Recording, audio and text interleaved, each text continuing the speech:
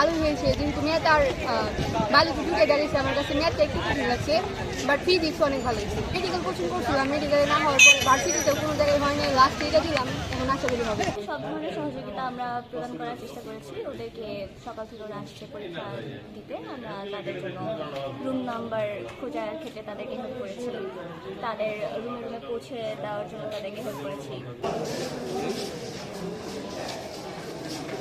আমার কাছে ভালো মোটামুটি ভালোই ছিল। আচ্ছা, 78টার মতো দিয়েছে।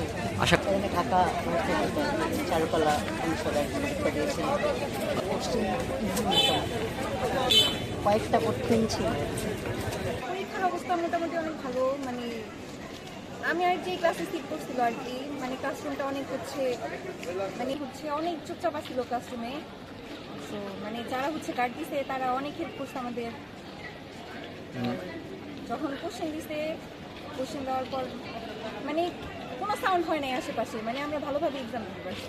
মানে মনে হয়েছে যে কিছু মানুষ আসেনি, অনেক স্টুডেন্টই আসেনি, মানুষ একটু কম এসেছে, ওদের হয়তো অন্য কোথাও চান্স হয়ে গেছে। আচ্ছা, টিচাররা খুবই ফ্রেন্ডলি ছিল, যে সাবজেক্ট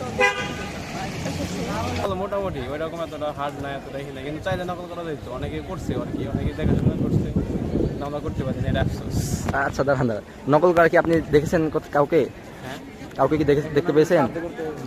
তো বলা ঠিক না, কিন্তু মানে সাহায্য করতেই পারে এটা তাদের।